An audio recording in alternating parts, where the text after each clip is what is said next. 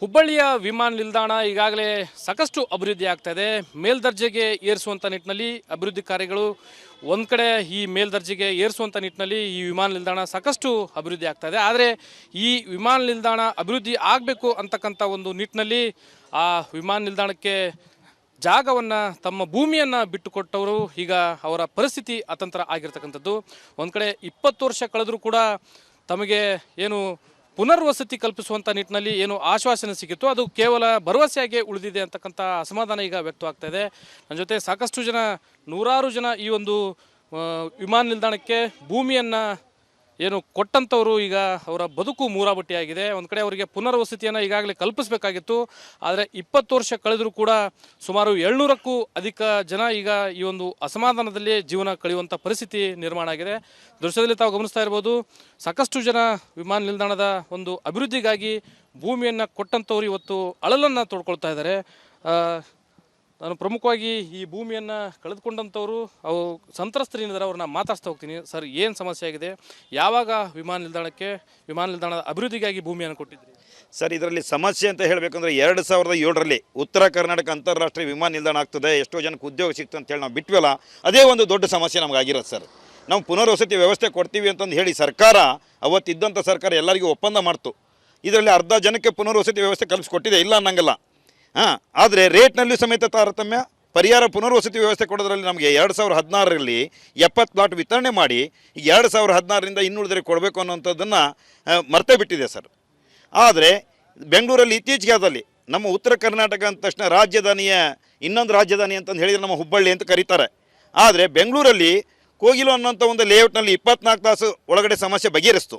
ಇದು 24 ವರ್ಷ ಆದರೂ ಇಲ್ಲಿ ಯಾಕೆ ಸಮಸ್ಯೆ ಬಗೆಹರಿಸ್ತಾ ಇಲ್ಲ? ನಮ್ಮ ಮಾನ್ಯ ಮುಖ್ಯಮಂತ್ರಿಗಳಿಗೆ, ಇನ್ನುಳಿದರಿಗೆ ಯಾರಿಗೂ ನಮ್ಮ ನೋವುಗಳು ಕಣ್ಣಿಗೆ ಕಾಣ್ತಾ ಇಲ್ವಾ? ಇನ್ನು ಮೇಲಾದರೂ ಈ ಸಮಸ್ಯೆ ಬಗೆಹರಿಸಲಿ. ನಾವು 24 ವರ್ಷದಿಂದ ಹೋರಾಟ ಮಾಡಿದರೆ ಆ ಸೈಟಿಗೆ ನಾವು ಎಷ್ಟು ದುಡ್ಡು ಕೊಟ್ಟಿದ್ವಿ, ಅದರ 10ರಷ್ಟು ನಾವು ದುಡ್ಡು ಖರ್ಚು ಮಾಡ್ದಂಗಾಗಿದೆ ಸರ್. ಹೋರಾಟ ಮಾಡುವಂಥ ಅವಶ್ಯಕತೆ ಬರಬಾರ್ದು. ನಾವು ಒಂದು ತ್ಯಾಗ ಮಾಡಿದವರು, ಸರ್ಕಾರದ ಒಂದು ಅಭಿವೃದ್ಧಿಗೋಸ್ಕರ ತ್ಯಾಗ ಮಾಡಿ ಜೀವಿಗಳಿಗೆ ಈ ರೀತಿ ನೋವು ಕೊಟ್ಟರೆ ಯಾವ ಸರ್ಕಾರಕ್ಕೂ ಒಳ್ಳೆಯದಾಗೋದಿಲ್ಲ. ಈಗ ಆಲ್ರೆಡಿ ಎಷ್ಟೋ ಜನ ಸ್ವರ್ಗಸ್ಥರಾಗಿದ್ದಾರೆ. ಇನ್ನು ಮುಂದಾದರೂ ನಮ್ಮ ಸಮಸ್ಯೆನ ಬಗೆಹರಿಸಿ ಆದಷ್ಟು ಶೀಘ್ರದಲ್ಲಿ ಇತ್ಯರ್ಥ ಮಾಡಬೇಕು. ಹೋರಾಟ ಮಾಡೋದ್ರಲ್ಲಿ ಎಷ್ಟೋ ಸ್ವಾಮೀಜಿಗಳು ನಮ್ಮಲ್ಲಿ ಸಾಥ್ ಕೊಟ್ಟಿದ್ದಾರೆ. ಪೇಜಾವರ ಶ್ರೀಗಳಿಂದ ಹಿಡಿದು ಇವತ್ತು ಸ್ವರ್ಗ ನಿವಾಸಿಗಳು ಪೇಜಾವರ ಶ್ರೀಗಳು ಆಗಿದ್ದಾರೆ. ನಮ್ಮ ಹೋರಾಟದ ಮುಂಚೂಣಿನೇ ಅವ್ರು ತೊಗೊಂಡಿದ್ರು. ಇನ್ನು ನಾವು ಸ್ವರ್ಗಸ್ಥರಾಗುವಂಥ ಒಂದು ಪರಿಸ್ಥಿತಿ ಬಂದಿದೆ. ಇನ್ನು ಮುಂದಾದ್ರೂ ಕೋಗಿಲ ಲೇಔಟ್ನಲ್ಲಿ ಹೆಂಗೆ 24 ಸಲ ಬಗೆಹರಿಸ್ತೋ ಹಾಗೆ ಬೇಡ. ಕೊನೆಗೆ 24ನೇ ತಾರೀಕು ಅಂತ ಏನು ಸಭೆ ಕರೆದಿದ್ದಾರಲ್ಲ, ಆ ಸಭೆಯಲ್ಲಾದರೂ ನಮ್ಮ ಸಮಸ್ಯೆ ಬಗೆಹರಿಸಿ ಎಲ್ಲರಿಗೂ ಪುನರ್ವಸತಿ ವ್ಯವಸ್ಥೆ ಕಲ್ಪಿಸ್ಕೊಡ್ಬೇಕು ಅಂತ ಕೇಳ್ಕೊಳ್ತೇವೆ. ಎಷ್ಟು ಜನ ಭೂಮಿ ಕೊಟ್ಟಿದ್ದಾರೆ ಸರ್? ಎಷ್ಟು ಜನ ಸಂತ್ರಸ್ತರಿದ್ದಾರೆ? ಫಲಾನುಭವಿಗಳಲ್ಲಿ 710 ಎಕರೆ ಅಕ್ವೇಷನ್ ಮಾಡ್ಕೊಂಡಿದ್ದಾರೆ. ಇದರಲ್ಲಿ 529 ಜನ ನಿವೇಶನಗಳನ್ನ ಕಳ್ಕೊಂಡವರು. 520 ಜನಕ್ಕೂ ಕೊಡಬೇಕು ಅಂತ ಸರ್ಕಾರ ಒಪ್ಪಂದ ಮಾಡ್ಕೊಂಡಿತ್ತು. ಆದರೆ ಎಲ್ಲರೂ ಲೋಕಲ್ ಇದ್ದರಿಗೆ ಸಿಗಬೇಕು ಅನ್ನೋ ಒಂದು ಉದ್ದೇಶಕ್ಕೆ ನಾವು ಕೇವಲ 163 ಜನ ಅರ್ಜಿ ಹಾಕಿದ್ದೀವಿ. 163 ಜನದಲ್ಲಿ 70 ಪ್ಲಾಟ್ ಕೊಟ್ಟು ಅದರಲ್ಲಿ ತಾರತಮ್ಯ ಮಾಡಿದ್ದಾರೆ. 450 ರೂಪಾಯಿ ಪರಿಹಾರ ಕೊಟ್ಟು 485 ರೂಪಾಯಿ ನಿವೇಶನದ ಹಣ ತುಂಬ್ರಿ ಅಂತ ಹೇಳ್ತಾರೆ. ನಾವು ಗೌರ್ಮೆಂಟಿನ ಸ್ವತಃ ಸ್ಟಾಂಪ್ ಡ್ಯೂಟಿ ತಗೊಂಡು ಈಗ 450 ರೂಪಾಯಿ ಪರಿಹಾರ ಕೊಟ್ಟಿದ್ರಲ್ಲಿ ಮತ್ತೆ ಸ್ಟಾಂಪ್ ಡ್ಯೂಟಿ ಕೊಟ್ಟು ನಿವೇಶನ ತೊಗೋಬೇಕು ಅಂದರೆ ಇದು ಯಾವ ನ್ಯಾಯ ಸರ್? ಈ ರೀತಿ ಅನ್ಯಾಯ ಮಾಡಿದರೆ ಎಲ್ಲರಿಗೂ ಅದು ಕಾಣಿಸ್ತದೆ. ಆದರೆ ಒಂದೇ ಒಂದು ನಿಮಗೆ ಸಿಗಲಿದ್ದಕ್ಕೆ ಕಾರಣ ಏನಂದರೆ, ಇವತ್ತು ಒಂದು ನಿವೇಶನದ ಬೆಲೆ 70 ಲಕ್ಷ ರೂಪಾಯಿ ಆಗ್ತಾ ಇದೆ. ಈ ನಿವೇಶನ ಎಲ್ಲ ನಮಗೆಲ್ಲ ಕೊಟ್ಬಿಟ್ರೆ ನಿವೇಶನ ಇಲ್ದಂಗೆ ಆಗ್ತದಲ್ಲ ಅನ್ನೋಂಥ ಸಂಕಟ ಇರ್ಬೋದು. ಆದರೆ ನಮ್ಮ ಸಂಕಟನ ಅವ್ರು ಅರ್ಥ ಮಾಡಿಕೊಂಡು ಇನ್ನು ಮುಂದಾದರೂ ನಮ್ಮ ಸಮಸ್ಯೆನ ಬಗೆಹರಿಸಬೇಕು ಅಂತ ಹೇಳಿ ನಿಮ್ಮ ಮೂಲಕ ನಾವು ಕೇಳ್ಕೊತಿದ್ವಿ ಸರ್. ಸರ್, ಈಗ ವಿಮಾನ ನಿಲ್ದಾಣಕ್ಕೆ ಭೂಮಿ ಕೊಟ್ಟಂಥವರ ಪರಿಸ್ಥಿತಿ ಏನಾಗ್ತಾ ಇದೆ? ಎಷ್ಟು ಕುಟುಂಬಗಳು ಇವತ್ತು ಬೀದಿಗೆ ಬಂದಿದ್ದಾವೆ? 500 ಕುಟುಂಬ ಬಂದವ್ರಿ. ಆದರೆ ನಾವು ಹಾಕಿದ್ದು 163 ಮಂದಿ. ಏನು ಅದ್ರಾಗ 70 ಮಂದಿ ಅಲೋಟ್ ಆಗೈತಿ. ಬಾಕಿ ಡೂರಿಗೆ ಇನ್ನೂ ಇದನ್ನೇ ಬಂದಿಲ್ಲ ಪ್ಲಾಟ್. ಏನು ಮಾಡೋದು? ಊರ್ಲಾಕ್ ಕೊಡೋದು ಅಷ್ಟೇ ಬಾಕಿ. ಮತ್ತೆ ಏನು ಮಾಡೋದು? ನಮ್ಮ ಮಹಿಳೆಯರಿದ್ದಾರೆ, ಅವ್ರನ್ನ ಮಾತಾಡ್ತೀನಿ. ಅಮ್ಮ, ಈಗ ಭೂಮಿ ಕೊಟ್ರಿ, ವಿಮಾನ ನಿಲ್ದಾಣ ಮೇಲ್ದರ್ಜೆಗೆ ಇರಬೇಕಂತೇಳಿ ಅಭಿವೃದ್ಧಿ ಆಗ್ಬೇಕಂತ ಭೂಮಿ ಕೊಟ್ರಿ, ನಿಮ್ಮ ಸ್ಥಿತಿ ಏನಾಗಿದೆ? ನಮ್ಮ ಸ್ಥಿತಿ ಅತಂತ್ರ ಸ್ಥಿತಿ ಆಗಿಬಿಟ್ಟೈತೆ ನೋಡ್ರಿ. ಎಷ್ಟು ಮಂದಿ ಸ್ವರ್ಗಸ್ಥ ಆದರು. ನಾವು ವಿಮಾನದಾಗ ಅಡ್ಡಾಡೋ ಮಂದಿ ಅಲ್ಲ. ಅಡ್ಡಾಡೋರ ಮಿನಿಸ್ಟ್ರುಗಳು ಅಡ್ಡಾಡೋರು. ನಮ್ಮ ಭೂಮಿ ಕಸ್ಕೊಂಡ್ಬಿಟ್ರು, ನಮಗೆ ಮನೆ ಇಲ್ದಂಗೆ ಮಾಡಿದರು. ನಾವು ಬಾಡಿಗೆ ಮನೆಯಾಗ ಜೀವನ ಮಾಡಬೇಕು. ನಾವು ಎಷ್ಟು ಸರಿ ಇಲ್ಲಿ ಬಂದು ಹೋಗೇವಿ. ನಾವು ಎಲ್ಲ ಸಿ ಎಮ್ಗಳು, ಒಂದು 6-7 ಮಂದಿ ಸಿ ಎಮ್ಗಳು ಹೋಗ್ಯಾರಿಗೆ. ನಾವು ಎಲ್ಲರಿಗೆ ಭೇಟಿಯಾಗಿ ಎಲ್ಲರದು ಕಾಲು ಬಿದ್ದೇವೆ ನಾವು. ಆದರೂ ಯಾರಿಗೆ ನಮ್ಮ ಅಂತಃಕರಣ ಬರೋವಲ್ದವ್ರಿಗೆ. ನಮ್ಗೆ ಆದಷ್ಟು ಬೇಗ ನಮ್ಮ ಜಾಗ ಕೊಟ್ಬಿಡೋದು ನಮಗೆ. ಆದ್ರೆ ನಾವು ಅದ್ರಾಗ ಮನೆ ಕಟ್ಕೊಂಡ್ರೆ ಇರ್ತೀವಿ, ಏನಾರು ಮಾಡ್ಕೊತೀವಿ, ಜೋಪಡಿ ಯಾರು ಹಾಕ್ಕೊಂಡಿರ್ತೀವಿ ನಾವು. ಇವತ್ತು ನಾವು ಅಲ್ಲಿ ಹೋಗಿದ್ದೀವಿ ನಗರಾಬ್ದಿಗೆ, ನಮ್ಮನ್ನ ದೂಡಿ ಬಿಟ್ಟರು. ಅವ್ರಿಗೆ ಈಗ ನಾಳೆ 24 ತಾರೀಕಿಗೆ ಹೇಳ್ಯಾರ. ಈಗ ನಮಗೆ ಅವರು ಟೈಮ್ ಕೊಟ್ಟಾರ, ಮೀಟಿಂಗ್ ಇಟ್ಕೊತೇವಿ ಬರ್ರಿ ಅಂತೇಳಿ. ಅದು ಅವತ್ತು ಹೋಕ್ಕೇವಿ ನಾವು ಅವ್ರು ಏನಂತಾರೋ ನೋಡುನ್ರಿ. ಅವ್ರು ಒಪ್ಪಂದ ಮಾಡ್ಕೊಂಡ್ರು ಹ್ಞೂ ಅಂದರು ಹಂಗಾತು, ಇಲ್ಲಾಂದ್ರೆ ನಾವು ಉಗ್ರ ಹೋರಾಟ ಮಾಡ್ತೀವಿ. ನಾವು ರೋಡ್ನಾಗ ಮಲ್ಕೊಂಡು ಅಲ್ಲೇ ಅವ್ರು ಇದ್ರ ಮುಂದೆ ಸತ್ತು ಹೋಕ್ಕೇವಿ. ಗಾಡಿ ಹಾಸ್ಕೊಂಡು ಹೋದ್ರು ಹೋಗಲ್ರಿ ನಮ್ಗೆ. ಏನು ಮಾಡ್ಬೇಕಮ್ಮ ಸರ್ಕಾರ ಈಗ? ಸರ್ಕಾರ ನೋಡ್ರಿ, ನಾವು ಇಷ್ಟು ದಿನ ಹೋರಾಡಿದ್ದೀವಿ, ನಮ್ಗೆ ಜಾಗ ಕೊಟ್ಟಿಲ್ಲ, ಜಾಗ ಕೊಡಂತ ಹೇಳ್ರಿ. ಆಮೇಲೆ ಎಷ್ಟೋ ಮಂದಿ ಸತ್ತೋಗ್ಯಾರ, ನಮ್ಮ ಮನೆಯವ್ರಿಗೆ ಕಣ್ಣಿಲ್ಲ ರೀ, 2 ಕಣ್ಣಿಲ್ಲ ಅಂದ್ರೂ ನಾವು ಇಷ್ಟು ಇದರಿಂದ ಬರ್ತಾ ಇದ್ದೀವಿ, ನಮ್ಗೊಂದು ಜಾಗ ಕೊಡಕ್ಕೆ ಹೇಳ್ರಿ. ನೋಡ್ರಿ ಎಷ್ಟು ಇದರಿಂದ ನಾವು ಸಾಲಿ ಕಲ್ತಿಲ್ಲ ಏನಿಲ್ಲ ಅಂದ್ರೂ ನಾವು ಜಾಗ ಸಿಗ್ತೈತಿ, ನಾವು ಮನೆ ಕಟ್ಕೊಂಡು ಇರ್ತೇವೆ ಅಂತ ಹೇಳಿ ಇಲ್ಲಿವರೆಗೂ ಬಂದೇವಿ. ಮತ್ತು ಮನೆ ಇಲ್ಲ ಅಂದ್ರೆ ಏನು ಮಾಡೋದ್ರಿ? ಒಂದು ಸ್ವಲ್ಪ ಮನೆ ಕೊಡಿಸ್ರಿ, ನಿಮ್ಮ ದಯವಿಟ್ಟು ನಮ್ಮ ಕೈ ಮುಗಿದು ಕೇಳ್ಕೊತೇವೆ, ಮನೆ ಕೊಡಿಸ್ರಿ. ಇದಿಷ್ಟು ವಿಮಾನ ನಿಲ್ದಾಣದ ಒಂದು ಅಭಿವೃದ್ಧಿಗಾಗಿ ನಿವೇಶನವನ್ನು ಕೊಟ್ಟಂಥ ಸಂತ್ರಸ್ತರ ಒಂದು ಅಳಲಿನ ಮಾತು. ಸಾಕಷ್ಟು ಒಂದು ಅಳಲನ್ನು ತೋಡ್ಕೊಳ್ತಾ ಇದ್ದಾರೆ. ಕಳೆದ 2007ರಲ್ಲಿ ನಾವು ಭೂಮಿಯನ್ನು ಕಳೆದುಕೊಂಡಿದ್ದೇವೆ. 20 ವರ್ಷಕ್ಕೂ ಅಧಿಕ ನಾವು ಹೋರಾಟ ಮಾಡ್ತಾ ಬಂದರೂ ಕೂಡ ಈ ಹೋರಾಟ ಕೇವಲ ಹೋರಾಟಕ್ಕೆ ಸೀಮಿತ ಆಗ್ತಾ ಇದೆ. ಹೀಗಾಗಿ ಸರ್ಕಾರ ಈ ಕೂಡಲೇ ಎಚ್ಚೆತ್ತುಕೊಳ್ಬೇಕು, ನಮಗೆ ಅನ್ಯಾಯ ಆಗಿದ್ದನ್ನು ಸರಿಪಡಿಸಬೇಕು, ನಮಗೆ ನಿವೇಶನವನ್ನು ಪುನರ್ವಸತಿಯನ್ನು ಕಲ್ಪಿಸಿಕೊಡ್ಬೇಕು. ಇಲ್ಲವಾದಲ್ಲಿ ಸರ್ಕಾರದ ವಿರುದ್ಧ ಮತ್ತೆ ನಾವು ಬೀದಿಗಿಳಿದು ಹೋರಾಟ ಮಾಡುವಂಥ ಅನಿವಾರ್ಯತೆ ಬರುತ್ತೆ ಅಂತಕ್ಕಂಥ ಎಚ್ಚರಿಕೆಯನ್ನು ನೀಡ್ತಾ ಇದ್ದಾರೆ. ಕ್ಯಾಮ್ರಾ ಪರ್ಸನ್ ವಿನಾಯಕ್ ಪೂಜಾರ್ ಜೊತೆ ಪ್ರಕಾಶ್ ಹಿರೇಮಠ, ರಿಪಬ್ಲಿಕ್ ಕನ್ನಡ, ಹುಬ್ಬಳ್ಳಿ. ಹುಬ್ಬಳ್ಳಿಯ ವಿಮಾನ ನಿಲ್ದಾಣ ಈಗಾಗಲೇ ಸಾಕಷ್ಟು ಅಭಿವೃದ್ಧಿ ಆಗ್ತಾ ಇದೆ. ಮೇಲ್ದರ್ಜೆಗೆ ಏರಿಸುವಂಥ ನಿಟ್ಟಿನಲ್ಲಿ ಅಭಿವೃದ್ಧಿ ಕಾರ್ಯಗಳು ಒಂದು ಕಡೆ ಈ ಮೇಲ್ದರ್ಜೆಗೆ ಏರಿಸುವಂಥ ನಿಟ್ಟಿನಲ್ಲಿ ಈ ವಿಮಾನ ನಿಲ್ದಾಣ ಸಾಕಷ್ಟು ಅಭಿವೃದ್ಧಿ ಆಗ್ತಾ ಇದೆ. ಆದರೆ ಈ ವಿಮಾನ ನಿಲ್ದಾಣ ಅಭಿವೃದ್ಧಿ ಆಗಬೇಕು ಅಂತಕ್ಕಂಥ ಒಂದು ನಿಟ್ಟಿನಲ್ಲಿ ಆ ವಿಮಾನ ನಿಲ್ದಾಣಕ್ಕೆ ಜಾಗವನ್ನು, ತಮ್ಮ ಭೂಮಿಯನ್ನು ಬಿಟ್ಟುಕೊಟ್ಟವರು ಈಗ ಅವರ ಪರಿಸ್ಥಿತಿ ಅತಂತ್ರ ಆಗಿರ್ತಕ್ಕಂಥದ್ದು. ಒಂದು ಕಡೆ 20 ವರ್ಷ ಕಳೆದರೂ ಕೂಡ ತಮಗೆ ಏನು ಪುನರ್ವಸತಿ ಕಲ್ಪಿಸುವಂಥ ನಿಟ್ಟಿನಲ್ಲಿ ಏನು ಆಶ್ವಾಸನೆ ಸಿಕ್ಕಿತ್ತು ಅದು ಕೇವಲ ಭರವಸೆಯಾಗಿ ಉಳಿದಿದೆ ಅಂತಕ್ಕಂಥ ಅಸಮಾಧಾನ ಈಗ ವ್ಯಕ್ತವಾಗ್ತಾ ಇದೆ. ನನ್ನ ಜೊತೆ ಸಾಕಷ್ಟು ಜನ, ನೂರಾರು ಜನ ಈ ಒಂದು ವಿಮಾನ ನಿಲ್ದಾಣಕ್ಕೆ ಭೂಮಿಯನ್ನು ಏನು ಕೊಟ್ಟಂಥವರು ಈಗ ಅವರ ಬದುಕು ಮೂರಾಬಟ್ಟಿಯಾಗಿದೆ. ಒಂದು ಕಡೆ ಅವರಿಗೆ ಪುನರ್ವಸತಿಯನ್ನು ಈಗಾಗಲೇ ಕಲ್ಪಿಸಬೇಕಾಗಿತ್ತು. ಆದರೆ 20 ವರ್ಷ ಕಳೆದರೂ ಕೂಡ ಸುಮಾರು 700ಕ್ಕೂ ಅಧಿಕ ಜನ ಈಗ ಈ ಒಂದು ಅಸಮಾಧಾನದಲ್ಲಿ ಜೀವನ ಕಳೆಯುವಂಥ ಪರಿಸ್ಥಿತಿ ನಿರ್ಮಾಣ ಆಗಿದೆ. ದೃಶ್ಯದಲ್ಲಿ ತಾವು ಗಮನಿಸ್ತಾ ಇರ್ಬೋದು, ಸಾಕಷ್ಟು ಜನ ವಿಮಾನ ನಿಲ್ದಾಣದ ಒಂದು ಅಭಿವೃದ್ಧಿಗಾಗಿ ಭೂಮಿಯನ್ನು ಕೊಟ್ಟಂಥವ್ರು ಇವತ್ತು ಅಳಲನ್ನು ತೋಡ್ಕೊಳ್ತಾ ಇದ್ದಾರೆ. ನಾನು ಪ್ರಮುಖವಾಗಿ ಈ ಭೂಮಿಯನ್ನು ಕಳೆದುಕೊಂಡಂಥವ್ರು ಅವು ಸಂತ್ರಸ್ತರೇನಿದ್ದಾರೆ ಅವ್ರನ್ನ ಮಾತಾಡ್ತಾ ಹೋಗ್ತೀನಿ. ಸರ್, ಏನು ಸಮಸ್ಯೆ ಆಗಿದೆ? ಯಾವಾಗ ವಿಮಾನ ನಿಲ್ದಾಣದ ಅಭಿವೃದ್ಧಿಗಾಗಿ ಭೂಮಿಯನ್ನು ಕೊಟ್ಟಿದ್ರಿ?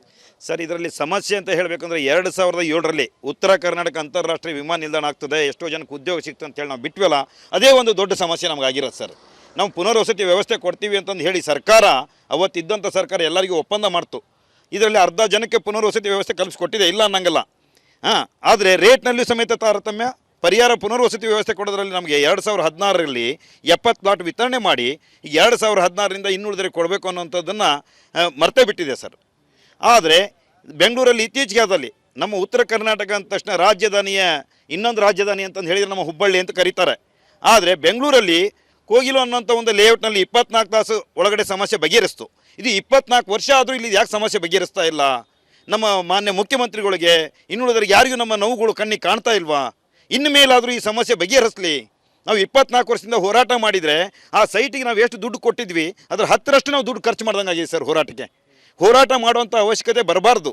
ನಾವು ಒಂದು ತ್ಯಾಗ ಮಾಡಿದವರು, ಸರ್ಕಾರದ ಒಂದು ಅಭಿವೃದ್ಧಿಗೋಸ್ಕರ ತ್ಯಾಗ ಮಾಡಿ ಜೀವಿಗಳಿಗೆ ಈ ರೀತಿ ನೋವು ಕೊಟ್ಟರೆ ಯಾವ ಸರ್ಕಾರಕ್ಕೂ ಒಳ್ಳೆಯದಾಗೋದಿಲ್ಲ.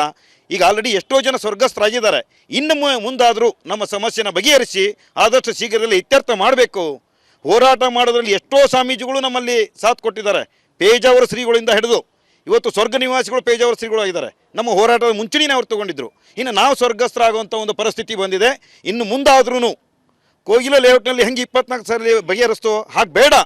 ಕೊನೆಗೆ 24ನೇ ತಾರೀಕು ಅಂತ ಏನು ಸಭೆ ಕರೆದಿದ್ದಾರಲ್ಲ, ಆ ಸಭೆಯಲ್ಲಾದರೂ ನಮ್ಮ ಸಮಸ್ಯೆ ಬಗೆಹರಿಸಿ ಎಲ್ಲರಿಗೂ ಪುನರ್ವಸತಿ ವ್ಯವಸ್ಥೆ ಕಲ್ಪಿಸ್ಕೊಡ್ಬೇಕು ಅಂತ ಕೇಳ್ಕೊಳ್ತೇವೆ. ಎಷ್ಟು ಜನ ಭೂಮಿ ಕೊಟ್ಟಿದ್ದಾರೆ ಸರ್? ಎಷ್ಟು ಜನ ಸಂತ್ರಸ್ತರಿದ್ದಾರೆ? ಫಲಾನುಭವಿಗಳು 710 ಎಕರೆ ಅಕ್ವೇಷನ್ ಮಾಡ್ಕೊಂಡಿದ್ದಾರೆ. ಇದರಲ್ಲಿ 529 ಜನ ನಿವೇಶನಗಳನ್ನ ಕಳ್ಕೊಂಡರು.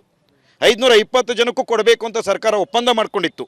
ಆದರೆ ಎಲ್ಲರೂ ಲೋಕಲ್ ಇದ್ದರಿಗೆ ಸಿಗಬೇಕು ಅನ್ನೋ ಒಂದು ಉದ್ದೇಶಕ್ಕೆ ನಾವು ಕೇವಲ 163 ಜನ ಅರ್ಜಿ ಹಾಕಿದ್ದೀವಿ. 163 ಜನದಲ್ಲಿ 70 ಪ್ಲಾಟ್ ಕೊಟ್ಟು ಅದರಲ್ಲಿ ತಾರತಮ್ಯ ಮಾಡಿದ್ದಾರೆ. 450 ರೂಪಾಯಿ ಪರಿಹಾರ ಕೊಟ್ಟು 485 ರೂಪಾಯಿ ನಿವೇಶನದ ಹಣ ತುಂಬ್ರಿ ಅಂತ ಹೇಳ್ತಾರೆ.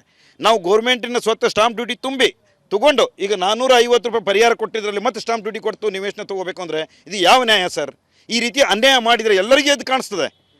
ಆದರೆ ಒಂದೇ ಒಂದು ನಿಮಗೆ ಸಿಗಲಿದ್ದಕ್ಕೆ ಕಾರಣ ಏನಂದರೆ ಇವತ್ತು ಒಂದು ನಿವೇಶನದ ಬೆಲೆ 70 ಲಕ್ಷ ರೂಪಾಯಿ ಆಗ್ತಾ ಇದೆ.